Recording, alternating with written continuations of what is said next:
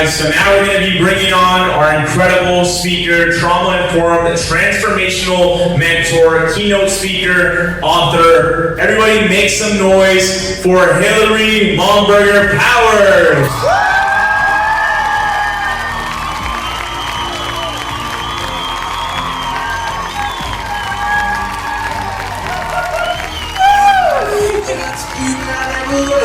So wonderful. Thank you all for coming today.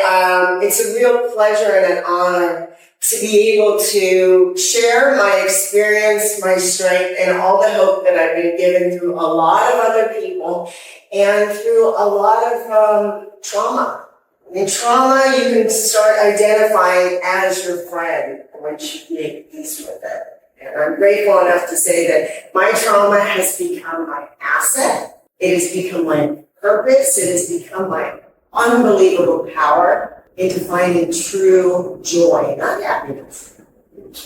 And that's inside. I'd like to introduce myself. Once again, my name is Hilary Momberger Powers, and I am a transformational mentor, a trauma-informed coach, and I've been doing this for 40 plus years. You know, my keynote is no longer leading with your wound. And people think, why is that? Well, funny story is I was married to an incredible man who's a great friend of mine, and we picked one another. We jokingly would say, I picked you through my womb. And I would laugh and go, you're right, ha ha ha, without even acknowledging that my womb had led every single decision that I'd ever made. So no longer leading with your wound is really about learning who you are, making friends with that wound, accepting it, and making a decision based on, instead of your old pain, but what you'd actually like to gain. And I call that healing. So what is peanuts to purpose then? I mean, peanuts to purpose. Now, every wound that we have creates a story. So, you know, I always say, my question is, what will that story become? Will that story that you have become your identity or your catalyst for transformation? Everyone's got that big secret that they're not going to talk about. I know I have many, many secrets. Because if I told you my secret, you would identify me as that. So I keep it really tacked up. Sometimes I put makeup on. Sometimes I just disappear, but I always put a mask on because I didn't want you to see my wound. I thought that if I hid it on the outside, you never get to know it on the inside. So I say to myself, what is from peanuts to purpose? Well, my name, I always say my other name is Sally Brown. I was the voice of Sally Brown growing up as a child. My first job was 5 years old, and I became a character. And you think that's great and fun, but as a result of me being put into that role, I adapted a personality that I became a character with anybody I met. Little do I knew this, but what I'm doing is I'm cultivating who I am at such a young age. So, we get this first audition. I get a call right after I get the agent, and I get taken to Charles M. Schulz, which was the creator of the Peanuts, Charlie Brown Peanuts cartoon characters. And they needed a Sally. And I kind of looked like Sally. I had the blonde hair with the blue eyes, and I sat down, and my mother had gone over this huge script telling me what to say. Now remember, I'm a child, so I'm absorbing all this information. I think this is what you gotta do in big time like this. You gotta say the right things, you gotta sit the right way, you gotta not touch your hair, not do anything wrong, because if they like me, then I'll be okay. And I start building a little character based on this. I don't know, I'm being subtly traumatized. All I think is my childhood brain is saying, just want to make mommy happy. I ended up getting the job, and my mother was elated. Now I found out how to make people happy. Do what they want you to do. Be who they want you to be. This is my trauma response. I'm already setting this emotion. Now, a lot of things happen in our childhood that, you know, we're going to talk more about that, but I don't even know I'm building this character I'm going to bring in way into my adulthood. And so I'm building this character thinking, what did I do wrong? What did I do wrong? Now go to school and go and try to have an education. You know, I couldn't read until I was 11 years old because I was on set all the time. I was constantly wished off in auditions, and it sounds like a magical life because you're judging your insides by someone else's outsides again. That when I get like them, they'll be happy. We all do it. It's a natural state. And it's a natural trait, but once it starts controlling you, it becomes unnatural. And that's where it starts destroying you from the inside out. And I was able to witness that in my own life. And as a result of that, thank you God, I got to hit bottom on Hilary. Trauma is not just what happened to us. Trauma is what happened inside us as a result of the mistake. So, you know, I want you guys to think about a couple of triggers, whatever you want to call it, triggers, or I call them activators. Triggers is kind of like a burnout word. But when I think of being activated, you know, I get downloads from my past and I get downloads from my God. And today I listen more to my downloads from my God. But my downloads from my past is when I meet somebody that puts back in my mind of someone I knew in the past, I go into the same character automatically. And so when this says is trauma is what happened inside of you as a result, no matter how many times I say, I'm never going to say that, I'm not going to date that, I'm not going to go there, I'm not going to buy that, I'm not going to eat that. All of a sudden I'm like, oh, what happened? It's almost like I go into this whirlwind. I'm like, who possessed me? My trauma did. That's where I'm leading with that original loop. So here I like to explain the triangle of trauma. So the trauma triangle is there's survival responses. The first one for me is always on top. Little girls and little boys like to what? Please. That's how I get my esteem. That's how I get my validation. It's like I say yes when I mean no. You know, I'll do whatever you want. We moved back east, and my mother told Charles Schultz and Bill Melendez that we would be back in 1 year, and my daughter will come and get her job again. Now, my mother was telling the people who own the company this. There's the narcissist thinking they control everything. And we moved back east, and we stayed for 1 year, and that was a year full of complete violence and fear. And I was no longer the people pleaser because I couldn't please in the venue that my mother wanted me to, because I was no longer active. So I slipped into the loner. Now, when I'm talking about this, go ahead and feel free to kind of experiment, kind of run about in your own mind of where you have done these things.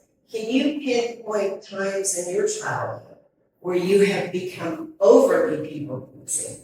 The girl in the class who sits at the front and always got the answer, there she is. The one that always gives all her friends all her toys, or gives her clothes, or her whatever it is, or her time and neglects, there you are.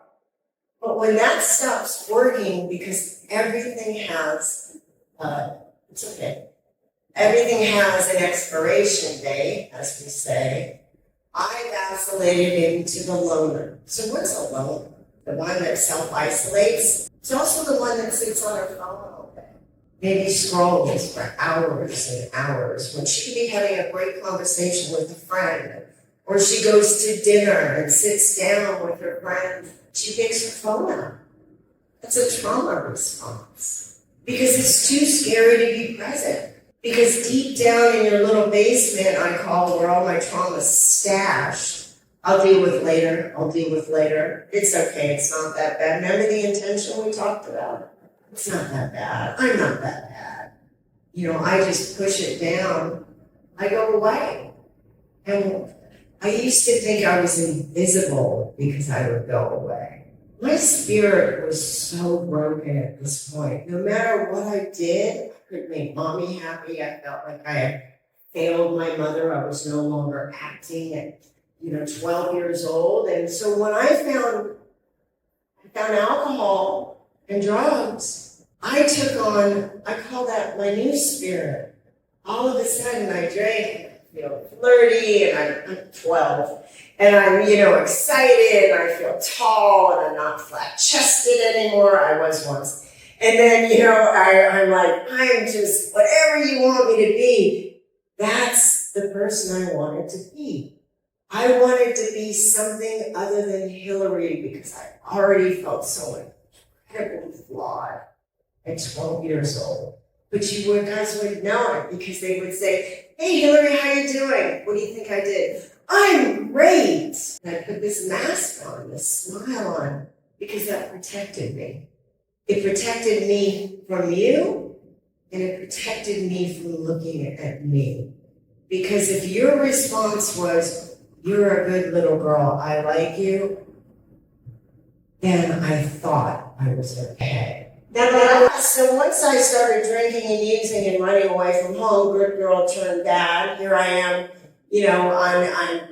I'm on TV and I'm doing commercials. I did over 100 commercials as a kid. I made tons and tons of money. Little did I know that my mother was keeping it for herself. So I'm learning another key is no matter what I do, I'm never going to be rewarded for it. And now that character starts morphing into the control. What's the controller do? The girl that says, no, don't put that there. I need it over there. No. My house has got to be perfect. Woo, how many of us do that? Raise your hand. Hello. Oh, yeah. Got to have everything right. I can't leave the house without everything perfect. That's a trauma response. Because I think that if I don't look so great and perfect and you all view me a certain way, then you're going to find out who I really am. And you're going to look at me the way that I actually look at me. Not enough. The old not enough. I'm not pretty enough. I'm not tall enough. I'm not smart enough. I'm not rich enough. I'm not whatever enough. You name it. You guys have your own sayings. I know mine. I've been able to look down in my deep basement, and I did that with many coaches and mentors because it's kind of scary to look at the lies that we tell ourselves over and over and over. So here I am, the controller. Good girl turns back. No one's going to tell me what to do. I'm stealing cars. My mom beats me up, and now I'm starting to fight back. She hits me. I hit her. I feel large and in charge. My character's completely. What happened to the little girl that would color and play with dolls and Barbies and talk about how she wanted to be an actress and wanted to be Carol Burnett and funny, and I didn't care. And so I end up doing all these things that I'm just living in this triangle over and over, and I don't know why I'm so unhappy inside. But if you ask me how I'm doing, I go, great, how are you doing? Oh no, everything's great. I'm constantly going to jobs. I'm constantly trying to be that girl, the one everyone wants to call, be friends with. And I'm dying inside. I'm just dying inside. Because if you felt and knew who I really was, you would hate me as much as I hated myself. When I found my food at 14 years old, and I became a bulimic for over 15 years. It was so hard. It was such a horrible addiction. And it's not because I loved food, it's because I was stuffing my feelings, get back down. I did it with drugs and alcohol and shopping and men and friends and activities, always doing something, always going. Because I used to say, moving targets can't get hit. So if I'm going fast, no one can get to know me. I'm guarding myself. I am protecting myself because those are my trauma responses. I went into isolation. I ended up getting arrested, going to juvenile hall for about 6 weeks. And, I was so angry. And I said, I'm never going home again. Around this time, I found out that all the money that I had made as a child, which was a big sum, it would be a lot today, my mother had used to fund my stepfather's drug lab, which he brought crystal meth into California in 1973. Back to my original wound of I'm not enough. So survival was never meant to be a way of life. I thought this is life. This is it. So at 21 years old, I'm living in Venice. I had dropped out of high school, but I had lied to get into a nursing college because I'm a good manipulator and a people pleaser and know what to say and how to get in. Great salesman when I'm believing in something other than myself. But I feed them this story that my back in the day they used to say, "Where's your degree?" And I'm like, "It's in the mail," you know. So I ended up doing this nursing college, and for something happens when I was working at this furniture warehouse. This woman said to me, "God, you're such a smart girl. What are you going to do with that brain of yours?" Now, I had not heard a compliment in years. And that little spark, what are you going to do with that brain of yours, tapped into something inside of me where I thought, maybe I can do something. So I picked a job as an LVN to go save people, because I'm still the people pleaser. So I want to go fix everybody else, because if you're better, then you'll make me better, right? There's always an exchange. It's not for fun and for free. It's not because I want to be altruistic or loving. I want you to fix me. So here I go. And I'm sitting on this fire escape, and I went into a grand mal seizure. And I looked up in the sky, and I said, if there is a God, please help me. And they went up and stopped. Now, I would love to say, and then I became this white light, and I became this virtuous, pure woman. What happened is I got a little crack inside of me. A little light got in, which I call the light of God. And so that's where my transformation started. I'm not going to say, it says decisions that change everything. Healing begins when we stop asking, why does this happen to me? How many times do you think, why is this going on? Oh my God, why is this happening? Why not you? Like once I stop asking that, instead of start saying, what can I do with what happened to me? So when I was 21 years old and I saw that, oh my God, maybe I'm supposed to be here, that became my first question is, what am I going to do now with what happened to me? And that was my gift, because from that moment on, energetically, my whole world changed. That one sentence for me shifted everything. Because now I could see that I was no longer filled with problems. I actually had some kind of purpose that I got to find out what it was as the years went on. You know, I have an ebook called The Hope Chest. And it's about God has instilled so much stuff inside of us, happiness, dreams, thoughts, ideas, that we have no clue. But we're so busy living outside trying to stuff things in us that we don't even give ourselves a moment to try to see what's deep down inside. And as a result of me saying, what can I do with what has happened to me? I have had the most incredible life. And I'm not talking about living, like inside life, where I actually look in the mirror and I go, I think you're proud of me, God. I feel good today.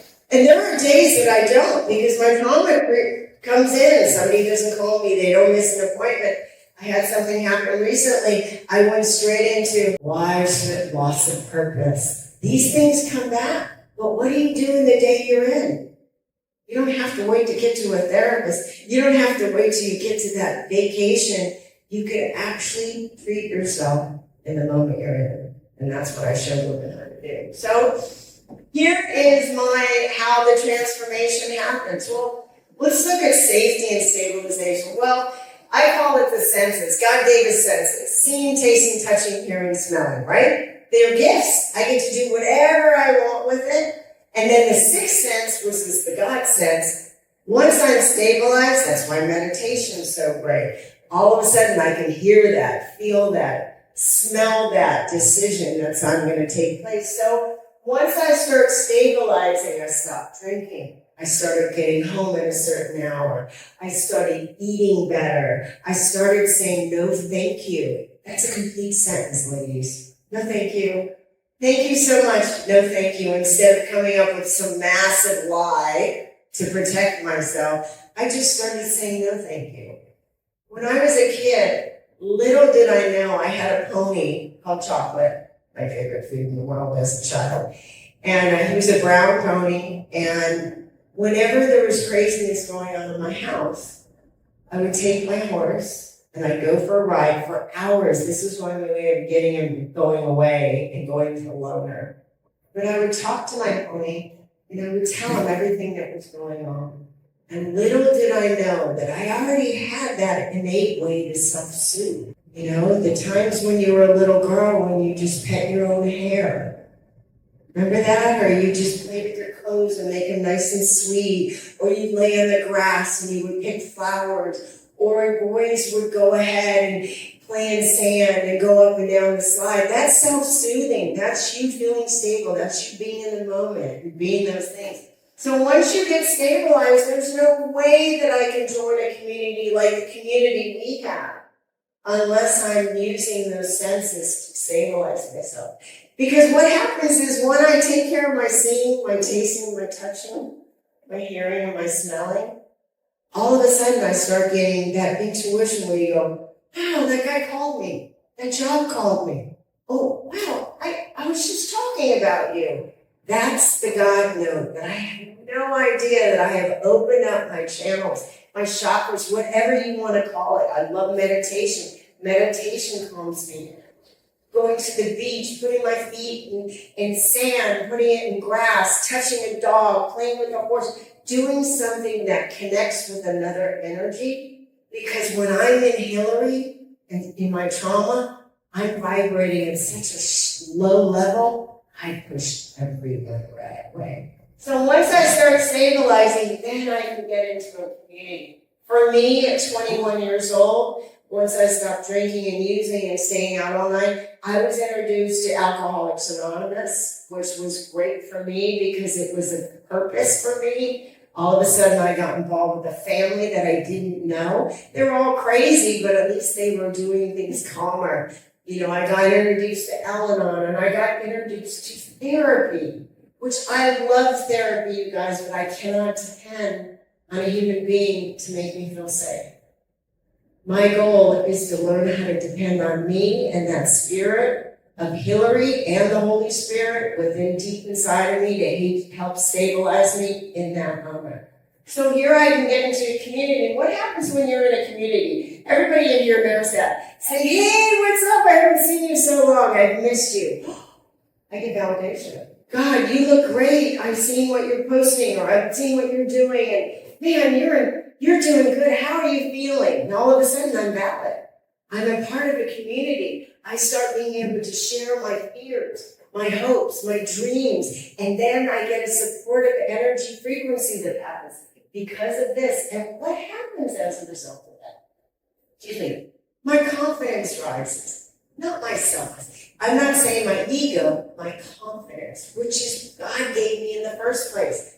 I start feeling good about myself. So here I am, my self-worth, and when I can get the self-worth, what happens then I'm productive? I start making sales. I start helping people. I start getting jobs. I start going towards that goal that I thought that I am not worthy of having. All of a sudden, I start living from the inside out instead of the outside in. And as a result of that, I get to be of service. Because now I have a lot to share. That my pain has become my purpose. That, you know, as they say in our rooms, it says my mess has become my message. That now, today, I remember my friend saying to me, how can you talk about the things like being raped and being all these things that had gone on? I'm not that woman anymore. It's like you can't hurt me with those old things because that's not who I am. I have taken my pain and I have such a great purpose for it. And every single one of you in this room has a story that if you are brave enough to go look at the woman that you think you are, the man that you think you are, and find out that it's all a self-preserving lie, and start seeing who God actually really made you to be, your life, and I'm not talking your living, your inside life, is so filled every day. You can tap into that. And you know, the truth is I need people. I need everybody in this room just as you need me. And that's the wonderful thing about being healed in the day you're in, that you can receive anything and everything that God's intended you to have. But when I'm in trauma, I can't let anything in because I'm in a protective mode. So we are enough, and we have been enough all along. So forgiveness, I'm going to tell you a great little story. So forgiveness is the freedom. How many of you are angry at somebody, resent somebody?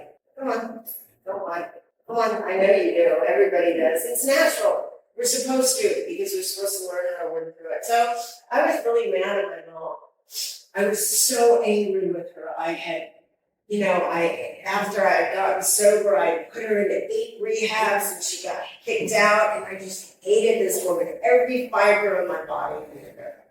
And I was going to outdo her. I was going to outshine her. Not because I wanted to be the best Hilary I could be. I was going to get back at her because there was such a deep-seated resentment. I was resentful that I didn't have the mother I saw every other girl have. Little do I know what's going on behind closed doors, but I was perceiving my outsides of how I was feeling inside. And my mother had everything. She had taken all my money. She spent it all. She sent me to juvenile hall, foster homes, all that. And I have a story. And I can use that story to get you guys to make me a victim and feel sorry for me. But I knew that if I didn't give this up, that I was going to keep repeating. My past was going to become my present, and my present was going to become my future.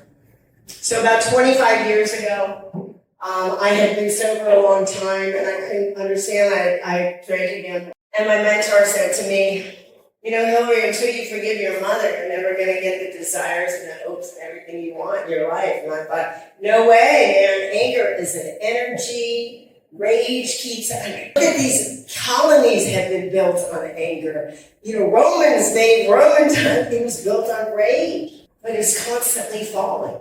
Everything falls apart when you're built on anger. And I thought, I'm not going to give this up. You know, I was using this as my excuse why I couldn't succeed, why I couldn't make money, why I couldn't have a relationship. I got this backup plan that if my life falls apart, I can blame it on her. So I ended up, my mentor said to me, I want you to look at the character that you built as a result of the things she did to you. And I thought, well, I'm that way because of her. Well, let's talk about it. So I would look at how, you know, when I broke my arm, she wouldn't take me to the hospital. She said it was too expensive and another medical fee. So my arm healed. And so when I broke her arm, I broke her arm, not because I hated her. It was because I had so much rage, I thought that this will take it away. You think I took her to the doctors? No, I just mirrored what I was given. So how am I going to heal this stuff? I was still angry at myself for not being that perfect daughter. I tried so hard to be perfect, and it was never enough. So I had to look at the character I became. When she said no, I became defiant. I started stealing. I would break men's hearts constantly because you're not going to get close to me. There's a character. I'm afraid of intimacy. I'm afraid of everything. So I started looking at the character. And so I lived in Los Angeles and Santa Monica. And when I found out my mother had passed, my little brother got the phone call. Now, don't think I was angry. I had been taking care of her for years. And how come my brother got a phone call? I want to be the hero. I want to be acknowledged finally. And so we went and picked up her ashes because she had already been cremated. She was living homeless on the street. That's the result of alcoholism. You know, the alcoholic and the narcissist and the person that thinks their pain is going to go away. One day it'll be better. But one day never shows up. Because in the day you're in, your hurt, your pain, your trauma destroys any possibility of happiness. And so my mother was, she died homeless downtown, and I went to go pick up her ashes, and I decided to put her ashes down the street from me. I joked around, used to say, you gotta keep your enemies close. So I put them in the ocean. My mentor said to me, listen, I want you to write down everything your mother did to you. And then I had to look at the fear behind it, what I really believed about myself. And I got to look at this stuff and I thought, man, my mother was so mean. Well, what do? I destroyed myself too. My mother was so manipulative. Who am I? She was a liar. Who am I? I lie to myself constantly, every single day. How do I feel? Great. I'm good. It doesn't hurt. It's okay. And I started looking at her and saying, wow, this poor woman, she was raped by her father. There was incest. There was I'm not enough. And she was an alcoholic. And I don't think my mother got up in the morning and said, how can I torture my children? Or how can I beat them? Or how can I abuse them? Or how can I neglect them? She was tortured by her trauma. All of a sudden, I felt empathy. Empathy for her. I was so busy being empathetic. Poor Hilary, God, my life is so bad. I started projecting it and seeing her as a human being. And all of a sudden, something happened. Forgiveness started setting in. And I went down to the beach and I'd written a long piece of paper and I'd written my mother an amends letter because I didn't know how to say I'm sorry to her. Not for what she did to me, but for the woman I became. I can imagine how it hurt her thinking that she was I was going to become better than her. And how painful it must feel for her. And how, I became this girl that stole from her and lied to her, and I mirrored everything that she did back to me. And in the vein of, I'm going to be bigger, better, stronger, meaner, angrier, more beautiful, thinner, whatever, just to hurt. Not because I loved and I was proud of myself. And so I'd written all this stuff down and I just looked at the character I'd become and I was willing to say I'm sorry for how I hurt her. So I lived in, like I said, in Santa Monica, and you have to go underneath Pacific Coast Highway to go from one side of the PCH to the other. And my mother's ashes were there in the ocean. I put it next to my father's ashes. I said, maybe they'll be happy in the next life. I don't know.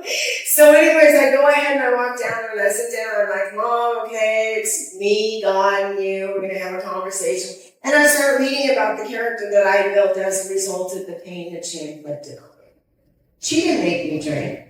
She didn't make me become that bad girl that was a liar, a cheat, a whore, whatever you want to call it, those things that we get named by this society. But I chose that because it was my trauma response. It wasn't because I wanted to become those things. It was already in me. I was trying to feel safe, protected, only way I could. And so she ended up, I ended up letting her know, and I read to her this I'm sorry amends letter, and I told her how I understood that she didn't want to be an alcoholic, she didn't want to hurt me, that I'm sure that if she was aligned with God and healthy and mentally fit, that she would have been the best mother she could. And all of a sudden I felt this ease and comfort, like my shoulders lifted up. And I felt complete after a couple hours, and I stood up and I took my backpack and I turned around, by God's witness. I went back into that tunnel that took me on the other side. And in the time that I was making amends, amending my behavior, amending my heart, and being accountable for my actions as a result of what happened to me, and looking at the woman that I could become as a result of no longer being that woman before, someone had written on the side of the wall, it's never too late to have a happy childhood in spray paint. In that moment, I thought, I get to make a choice here. I no longer have to be what I keep telling myself I am. If I just, in the day that I'm in, take care of myself. And that day, I went from making $20,000 to $150,000 within the next 2 years. Not because all of a sudden someone gifted me something. It's because I no longer was living with I'm not enough, everyone else makes money, I'm not good enough, I'm not pretty enough, I'm not. All of a sudden, I was like, God, maybe I am the woman that you want me to be. So forgiveness unlocks your future. Holding on to resentment keeps us connected to our limits. And forgiveness reconnects us to the possibilities. What's the possibility? I'm tapped into a power other than Hilary. It's greater than me. I named it God. for the lack of a word. Some people call it Buddhist, Muhammad, Jesus, whatever you call your higher power, a power other than yourself, greater than you, is in me. And I've been avoiding what's in me my whole life. I've been avoiding my pain, my past, my memories, my todays, my tomorrows. And all of a sudden I'm tapped into, wow, maybe you have me doing these things so maybe I can help somebody else. How blessed am I? I don't know what your purpose is. I know your purpose is grander and bigger than you think you are, because your mind is what carries all your hurt. But once we start stabilizing and learning, that I am more than what I think I am, that if I didn't create me, maybe God has a huge purpose, you have an incredible life. And I'm not just talking about a living. That's living. Life is I'm talking about inside that. No matter what happens in the world today, I'm not afraid. Because I know I got a God, I've got a power other than me that's so much greater, that created everything to guide me. And you have it in you too. So, anyways, my purpose is the final stage of healing. The greatest evidence of healing is not what you overcome, it's what you contribute to the world. How blessed am I to be able to share my pain, my memories, my everything with you, and let you know that no matter what happened to you, you are not what you've done. You are not your past. That's just the beginning to a completely incredible life that is so, I don't even know what it is, but how exciting. There's my Santa. My life is my Santa, where I go, I don't know what I'm going to get, but I know it's going to be good. I'm blessed from all. So anyhow, I want to thank you for spending the time with me today. And I hope that I invoked and I awakened some and cracked your light inside of you. Because I know that when I was helped by another human being, it was the most wonderful gift ever, is to be able to know that there's somebody out there I can feel safe with. I am available for that. So I am, like I said, I can help you map or design where would you like to be in 6 months from now, or even a year from now. It's great to have somebody to go down that journey with. And I have 6 weeks and I have 12-week sessions where I have a whole thing. Each person is different. It's not a cookie cutter. I want to hear where you come from, and let's identify where you're at and where you want to be, and allow me to help you get there, because you know what? It takes a village, and I'm in the village. So anyhow, thank you so much for this.